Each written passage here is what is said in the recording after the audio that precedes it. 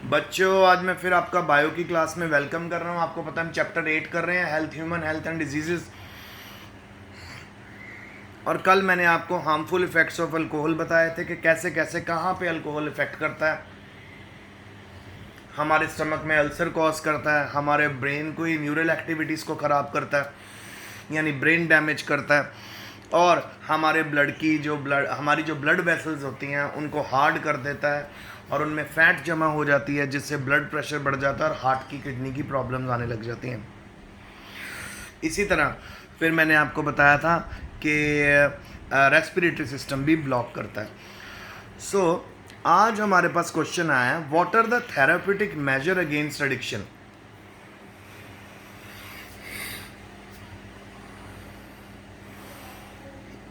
यानी अगर कोई नशा करने लगे तो उससे उसका नशा छुड़ाने के लिए कौन कौन सी मेजर हैं, क्या क्या कर सकते हैं हम। तो सबसे पहला है जी डी अल्कोहलिज्म। ये दो तरह का मेथड होता है और ये दोनों मेथड एक दूसरे के साथ इंटरलिंक्ड होते हैं। डी अल्कोहलिज्म का मतलब होता है किसी की शराब छुड़वाना। तो उसमें पहला मेथड है बेटा हमारे पास डिटॉक्सिफिकेशन। इसमें जी जैसे ही आप किसी को शराब छुड़वा देते हो तो बेटा उसमें विड्रॉल सिम्टम्स आएंगे ही आएंगे। उसका दिल करेगा ही करेगा शराब पीने को, या वो बहुत ज़्यादा अग्रेसिव हो जाएगा, बहुत ज़्यादा गुस्से वाला हो जाएगा, बहुत ज़्यादा दुखी हो जाएगा, डिप्रेशन में चला जाएगा। सो पहला स्टेप क्या होता है कि जैसे ही किसी की आप ड्रग्स यानी आपको उसकी शराब छुड़वाते हो, उसके जितने विड्रॉल सिम्टम्स हैं उनको ट्रीट करना, उनको कंट्रोल करना। तो बहुत सारी दवाइयाँ हैं, जैसे क्लोरडाइजी पेरोक्साइड है, डाइजीपोक्साइड और डाइजीपैम है। और इसके साथ साथ कई विटामिन भी देते रहते हैं कंटिन्यूसली, जिससे जो विड्रॉल सिम्टम्स हैं, जो सनक है, जो आप कह सकते हो कि जो लत लगी हुई है, उसका इफ़ेक्ट कम हो जाते हैं तो पर्सन सरवाइव कर पाता है। एकदम से किसी भी नशे को छुड़वा नहीं सकते बेटा, उसको पहले उससे कम नशे पे लाया जाता है, फिर माइल्ड, फिर माइल्ड, फिर माइल्ड। जैसे फॉर एग्जांपल कोई कोकीन लेता है, कोई वाइट पाउडर लेता है, चिट्टा जिसको हम पंजाबी में बोलते हैं। तो सबसे पहले एक दिन ये नहीं कि एक ही दिन उसका सारा छुड़वा दिया। अगर आप एक ही दिन उसके सारी ड्रग एडिक्शन बंद कर दोगे वो मर जाएगा, क्योंकि उस पेशेंट का जो मेटाबॉलिज्म है, उस पेशेंट का जो पूरा बॉडी के प्रोसेसेस हैं वो उस ड्रग के अकॉर्डिंगली चल रहे हैं। तो उसको पहले सबसे पहले स्ट्रॉन्ग नशे से माइल्ड नशे पे डाला जाता है, यानी स्ट्रॉन्ग जो मेडिकेशंस होती है नशे वाली, उससे उसको माइल्ड नशे वाली मेडिसिन पे डाला जाता है और धीरे धीरे धीरे ग्रेजुअली एडिक्शन कम की जाती है। अच्छा, अब अगर कोई शराब पीता है तो उसको हम कैसे कर सकते हैं। तो सबसे पहले हमने क्या करा जी, पहला प्रोसेस है डिटॉक्सिफिकेशन, उसके सिम्टम्स को ट्रीट करना। तो जब हमने उसकी शराब छुड़वाई, उसके सिम्टम्स को हमने कैसे ट्रीट किया बेटा, सबसे पहले हम लोग इसको क्या करना शुरू करा, इन दवाइयों में से डाइजीपैम जैसी मेडिसिन दी ताकि उसका जो स्ट्रेस फैक्टर है वो कम हो जाए। और साथ ही हमने उसको मल्टी विटामिन्स की टैबलेट दी। मामा किचन में हो, पानी, मैं आ रहा हूँ। उसको कह दो आईपैड लेने आ जाओ, पानी दे दो, है नहीं।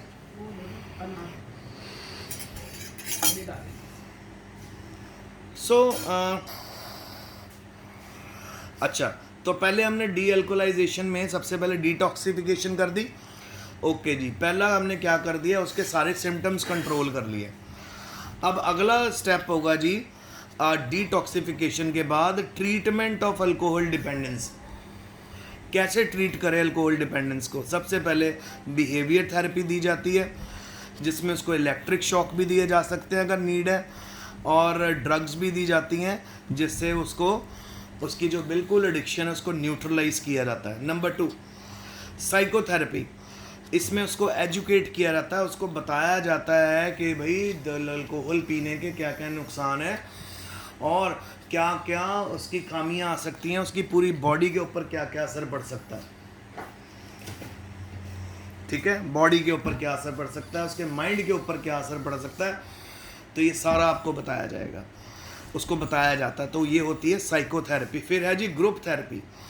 ग्रुप थेरेपी में जितने लोग ड्रग एडिक्ट होते हैं उनको सर्कल में बिठा दिया जाता है चेयर पे, और जब उनको ऐसे साथ में बिठा दिया, मामा खुद ही चावल ले जाओ उधर उसके लिए डाल के, ठीक है, चावल ले जाओ और उसको वो आईपैड मेरे पास ले आए, मैं टाइम दे दूंगा, ओके,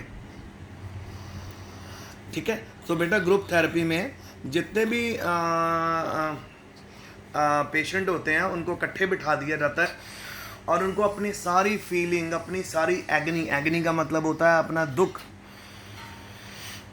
और अपनी सारी मुश्किलें डिस्कस करने के लिए उनको टाइम दिया जाता है, एक दूसरे के साथ वो डिस्कस करते हैं, अपना दिल हल्का करते हैं। तो ग्रुप थेरेपी भी बहुत ज़्यादा हेल्प करती है अल्कोहल की एडिक्शन को ख़त्म करने के लिए। फिर है जी alcohol sanitizing drug like disulfiram, जो एंटीऑक्सीडेंट का काम करती है। तो जितना उनके सिस्टम में अल्कोहल होता है उसको कंट्रोल करने के लिए ऐसी ड्रग्स दी जाती हैं जो उस अल्कोहल को ख़त्म करें, सैनिटाइज कर मतलब ख़त्म कर दें। अच्छा, फिर treatment of barbiturate intoxication by pentobarbitone substitution therapy.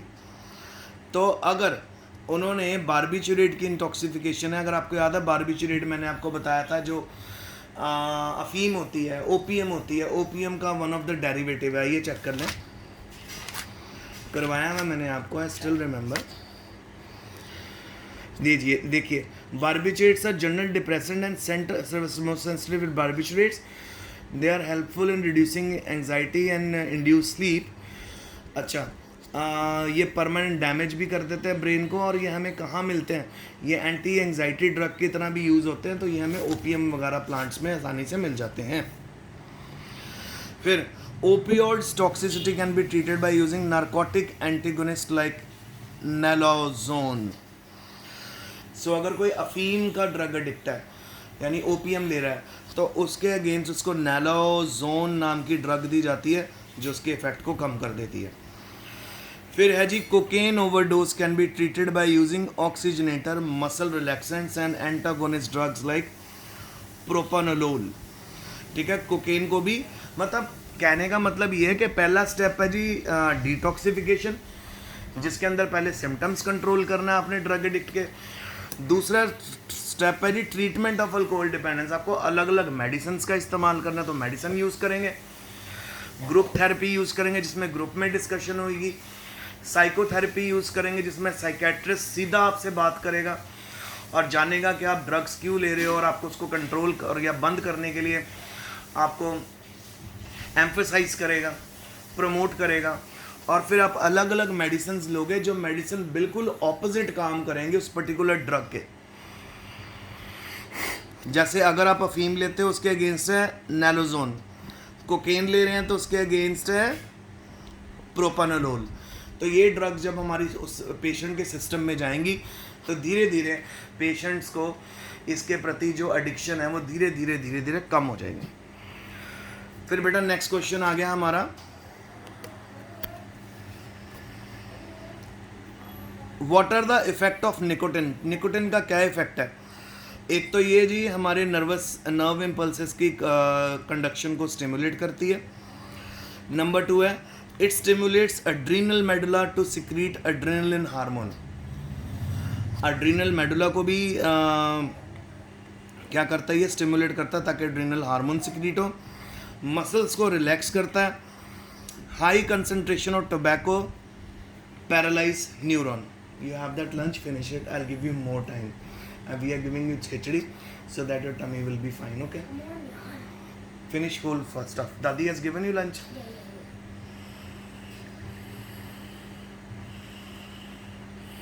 बेटा 1 मिनट होल्ड रखो।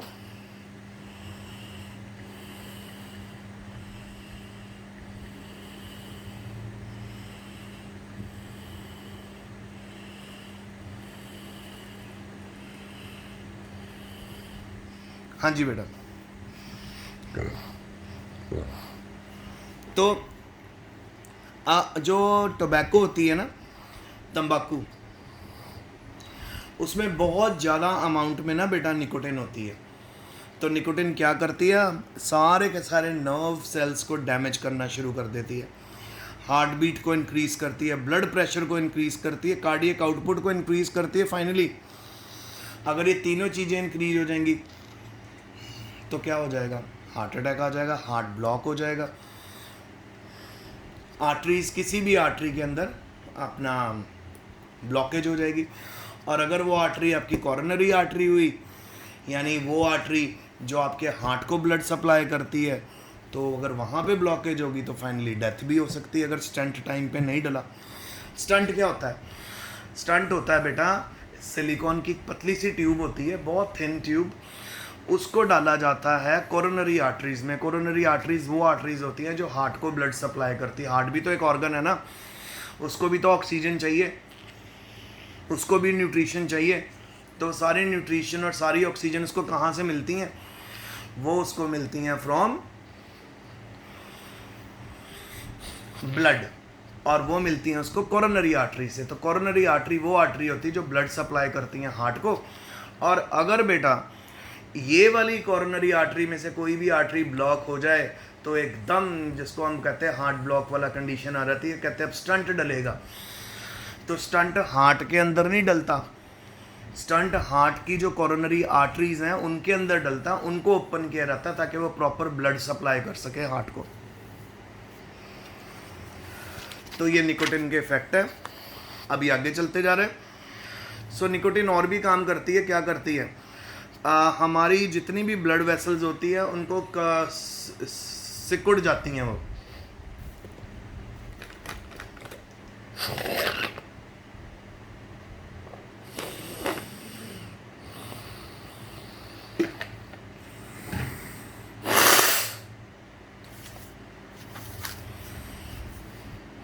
कंस्ट्रिक्ट कर देती है।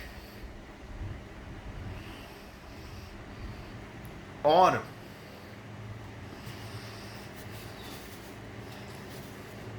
अगर वेट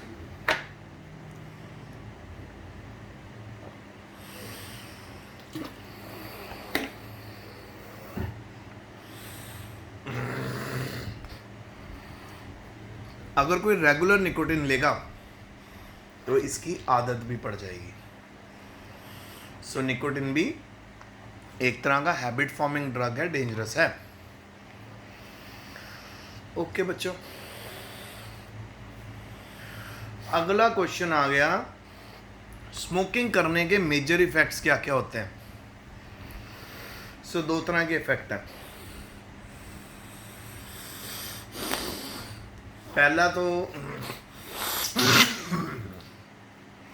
पहला तो है जी फिजिकल इफेक्ट। कैंसर हो जाता है लिप्स का, टंग और लंग्स में भी कैंसर होने के चांसेस हैं। फिर जी मिट्रल वेल्व डैमेज हो जाता है हार्ट का, हाइपरटेंशन हो जाती है, ब्लड प्रेशर बढ़ जाता है, लंग्स वीक हो जाते हैं, एम्फीसीमा और अस्थमा हो जाता है। फिर जी अल्सर हो जाते हैं डाइजेस्टिव ट्रैक में,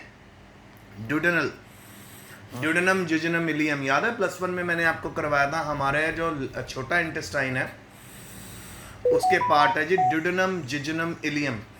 सो ड्यूडेनल रीजन में अल्सर्स हो जाते हैं जो बहुत डेंजरस होते हैं। अच्छा, टीबी हो जाती है ज़्यादा स्मोकिंग करने से।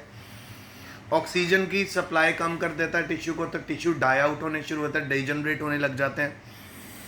मेल में इम्पोटेंसी कॉज करता है, यानी मेल अपने स्पर्म काउंट कम हो जाती है और डेड स्पर्म बनने शुरू हो जाते हैं। मतलब वो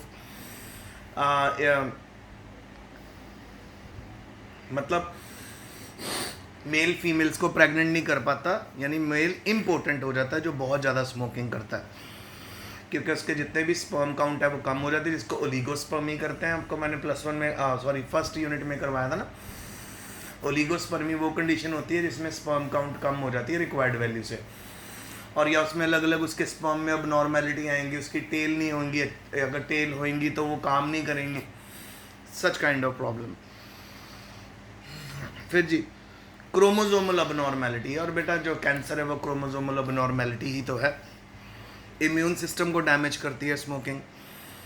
फिर फीमेल जो प्रेग्नेंट वुमन है उसमें तो बेटा जो फीटल की ग्रोथ है, अगर वो प्रेग्नेंट वुमन कंटिन्यूसली एक बड़ी चेन स्मोकर है और वो अपनी प्रेगनेंसी में भी स्मोकिंग कर रही है, तो जो बच्चे की ग्रोथ है वो बहुत ज़्यादा पुअर हो जाएगी। और नियोनेटल डेथ, मतलब बच्चा जो है वो मदर के वूम में ही मर जाएगा, यानी आपको स्टिल बॉर्न बेबी बॉर्न होगा। स्टिल बॉर्न होता है यानी जो बच्चा पैदा हुआ वो मरा हुआ पैदा हो। अब सोशल इफेक्ट देखो जी स्मोकिंग के। पहला, एयर पोल्यूशन बहुत ज़्यादा कॉज करता है, फाउल स्मेल कॉज करता है। अच्छा, पल्मोनरी टीबी ट्रांसफ़र करता है। अगर एक बंदे को टीबी, एक तरह से कंटेजियस है ना ये भी, अगर आप टीबी पेशेंट से बात करो, उसके साथ बैठो, उसका जूठा खाओ, तो आपको टीबी हो जाती। तो अगर किसी को स्मोकिंग कर करके टीबी हो गई है तो साथ वाले को भी, अपने जो बंदा उसके साथ मैक्सिमम टाइम रहता है उसको भी हो जाएगी। अच्छा, it induces smoking to other, बाकियों में भी स्मोकिंग। एक फादर है वो रोज़ उसने सिगरेट या बीड़ी पीनी है घर पे, 3 to 4 टाइम्स उसने पीनी है, तो जब भी वो पिएगा उसके पूरे कमरे में धुआं फैला रहता है। अब वो तो एक्टिव स्मोकर है, पर बेटा उसके बच्चे, उसकी बीवी, उसकी पूरी फैमिली पैसिव स्मोकर बन गई। वो भी उस नशे को, वो जो उसकी स्मोक है उसको सूंघ रहे हैं, तो उनको भी वही डिजीज़ होने के चांसेस बढ़ जाएंगे जो उस फादर को होंगे।